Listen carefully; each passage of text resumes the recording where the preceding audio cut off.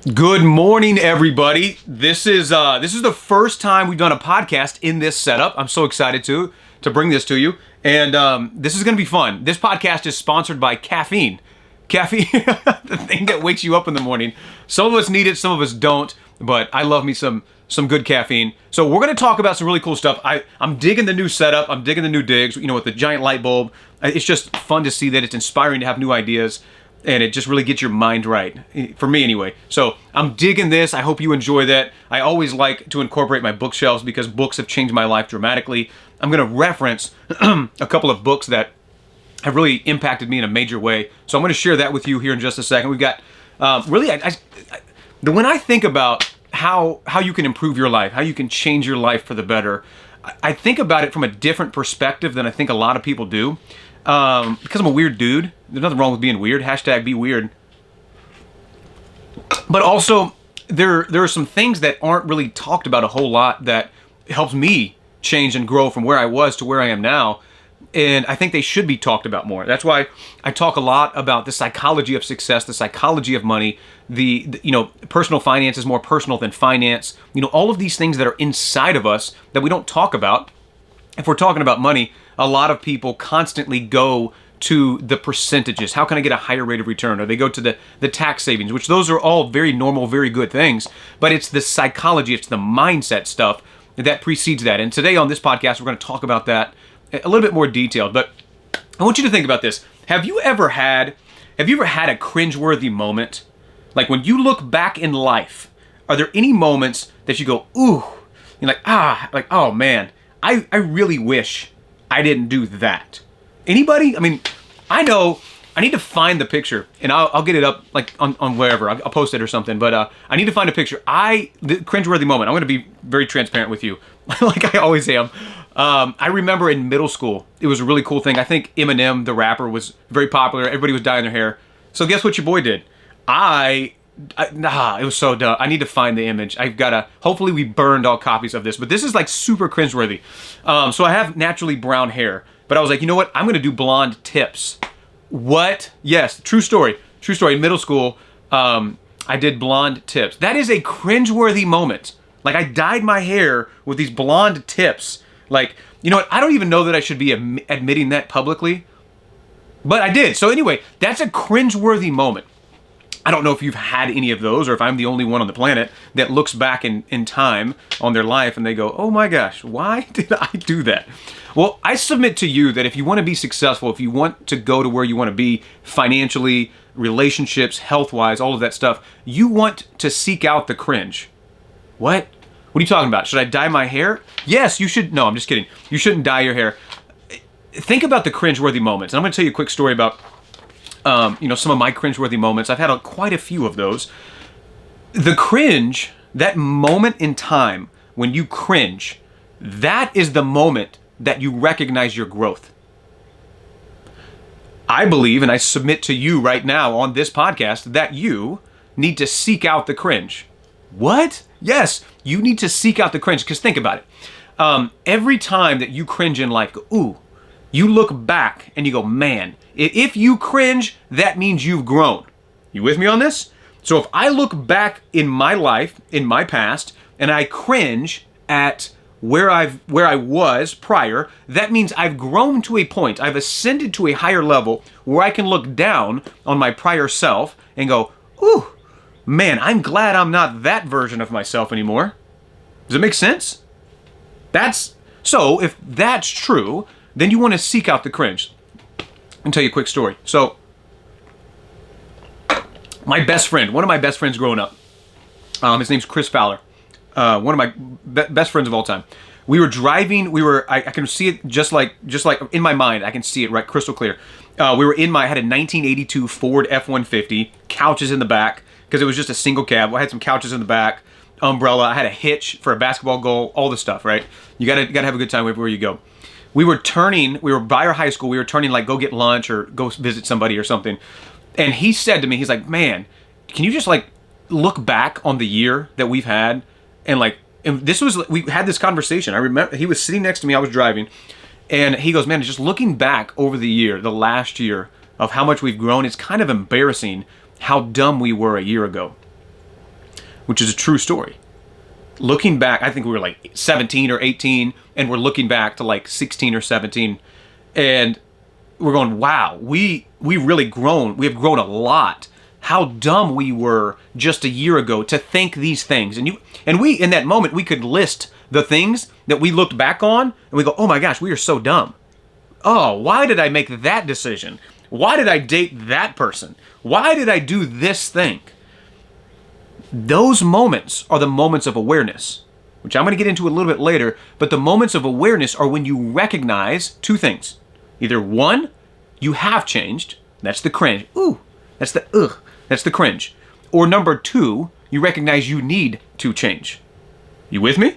So we're turning the corner. We're in the truck. Chris is telling me this, and I'm going, man, we have grown a lot. We were dumb.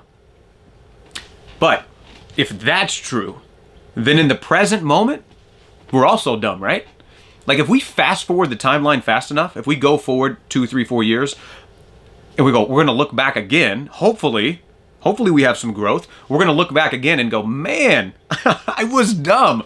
That means, and I'm going to get into this a little bit more later on, but that means in the moment, in every moment, we've got to be aware and be conscious and seek the cringe. Because the cringeworthy moments are those moments in time that allow you to shift and change. Now, how do you foster growth? How do you create growth in your life if you want to go to another level, no matter where you're at? Let's just out of 1 to 10. There's always another level.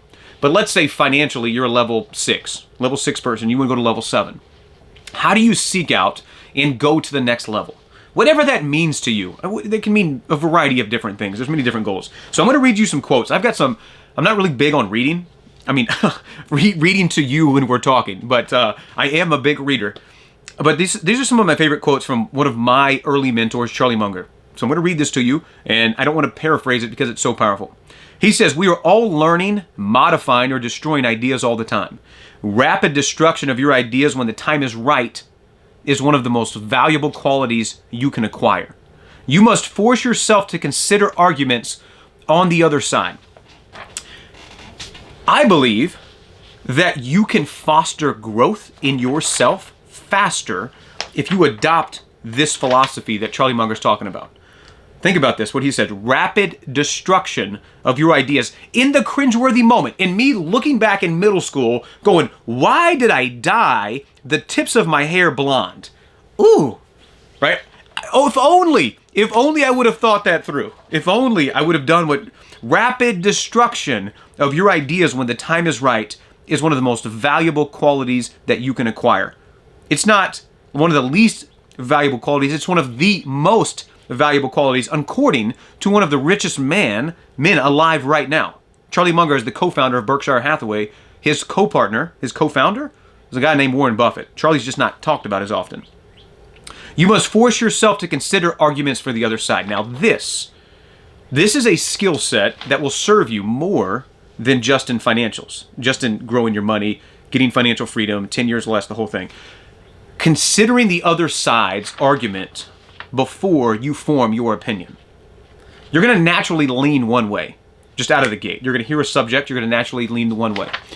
But if you pause before you form an opinion and you consider both sides, you're actually forming an opinion. This is something that Charlie talks about often, about doing the work required to have an opinion. Now, what if we had this more, I don't know, in politics? We don't get into politics here because politics, get your vote in, get out. That's it. But what if, politics is just one that we can easily observe because it's clearly divided into teams. There's red team, there's blue team, there's a middle ground team, but there's mainly red team, blue team. And what if we had that better? Instead of dividing everybody up, what if we could see the other side's argument? We could understand the other side. And we go, you know what? I get what you're at. I get where you're coming from. That is the work required to have an opinion. Not just hearing somebody's talking points and repeating it over and over, parroting what you've heard, but it's actually forming an opinion by seeking out both sides. This is how you find the cringe. This is how you foster growth.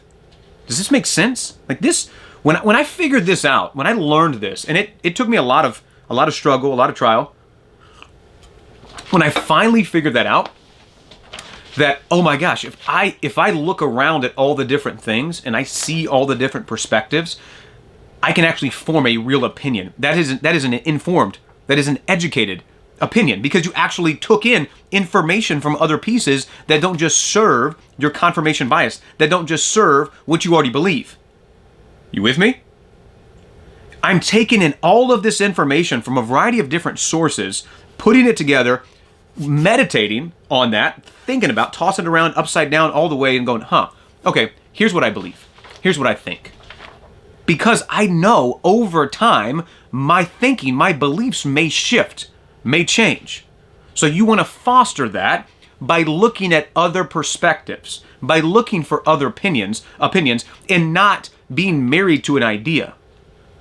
Because if you want to grow, if you want to go to the next level, you need to be married to the outcome you seek and the process in which you get there, not an opinion that you hold. If you were where you wanted to be, you wouldn't have the opinion you've got. The reason you're stuck where you are is because of the beliefs you have right now. In order for you to go to the next level, you're going to have to shift beliefs. We're going to talk about that in the next episode. But this is how you start that process, okay? You've got to, so doing the work required to have an opinion. Doing the work means you've got to have a high degree of doubt. And I don't mean doubt in yourself. I don't mean like self-esteem, like self-doubt there. I mean doubting ideas that come to you. I think just hanging a question mark, hanging a question on a belief that you have can foster a lot of understanding. Which, I'm a big fan of anywhere you can get information. One of the first books my early mentor told me to read, it's called The Richest Man Who Ever Lived, and it's basically a profile on King Solomon. That book basically just sells you on the idea of reading the book of Proverbs from the Bible every day. There's like 31 Proverbs, so you read, anyway, you just read them. King Solomon, in that book of Proverbs, he talks about seeking wisdom and understanding. Seek wisdom and understanding. That is burned in my brain.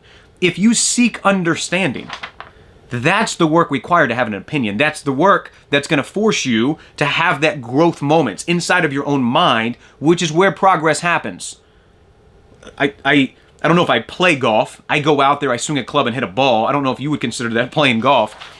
That is not a game of physical, exertion. You're physically doing something, but it's more of a mental game. It's the equivalent, like a quarterback throwing an interception. You're hitting a bad shot. What are your thoughts?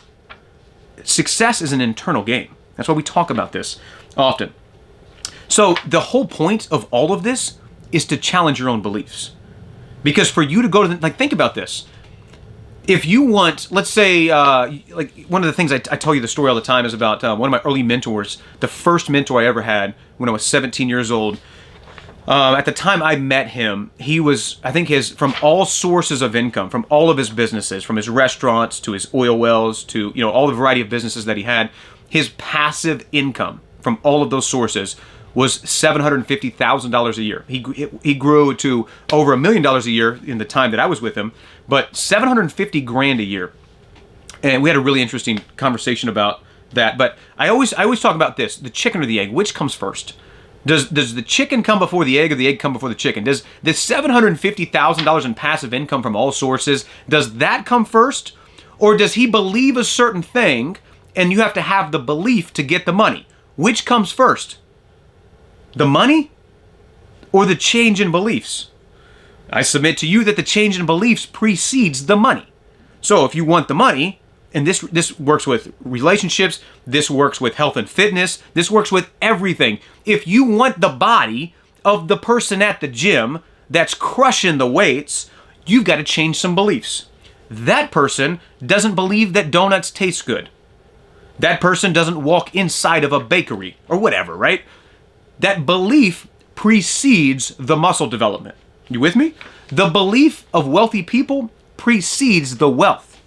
That's the shortcut. The shortcut doesn't mean it's easier. It just means it's the most efficient path. Instead of trying to change your process, instead of trying to change the outcome, reverse engineer back to the belief. You with me on this? So that's what Charlie's first quote's all about. Let me read you this second one. Is this good so far? Gosh, this gets me fired up. Okay, here's the quote. The ability to destroy your ideas rapidly instead of slowly when the occasion is right is one of the most valuable things. You have to work hard on it. Ask yourself, what are the arguments on the other side? It's bad to have an opinion you're proud of, if you can't state the argument for the other side better than your opponents. We're going to come to that in a second. I know, that's good stuff. That's fire. Charlie Munger's the man. This is a great mental discipline. Number one, this is a mental discipline. This is something that you practice. Get repetition on this. But what is the goal? What is the desired outcome here? It's bad to have an opinion you're proud of if you can't state the arguments better than the other side. And I go to politics. I don't talk politics because I don't really care. Get your vote in, get out, and get back to work. But let's talk politics because it's so dividing. Red team and blue team, right? If you can't state the other side's argument better than them, you haven't really done the work to form an opinion. According to Charlie Munger, that's what he says. And if you know anything about Charlie, you respect that opinion. You haven't really done the work required to have an opinion if you can't state and defend the other side of the argument better than they can. What? Think about this. Now let's say you're trying to win a debate, which that's a ridiculous goal. That doesn't give you anything. That's a status game. That's not a wealth game. We've talked about status games. But let's say that you're trying to win a debate. How disarming is it to the opponent for you to walk in, debate their side? They're going, oh my gosh, this guy's on my side. You debate their side better than them. And then you go, but that's wrong. I hold the opinion of the other side. Like, dude, you just stated all of my points better than I can state them, and you still think I'm wrong? How disarming would that be? The point, I'm giving you the frame of the debate between two people because that's easy for you to see. The media's built up that way. You go onto a talk show, whether it's politics, news, or sports, it's always one side versus the other. I'm giving you that frame because that's something that you can understand. But the real argument that you're having is inside of your mind. The real fight that you need to win is inside of your mind. If you can argue the other side of a perspective, of a belief that you have in your mind better than the other side, you completely disarm it. We're going to get into this in the next podcast, but if you can disarm the other side, you can shift a belief. If you can shift a belief, you can change a behavior. If you can change a behavior, you can change a result. You with me on this? That's the cheat code for success. Hope you found this valuable. Remember, this podcast is sponsored by caffeine. Take care.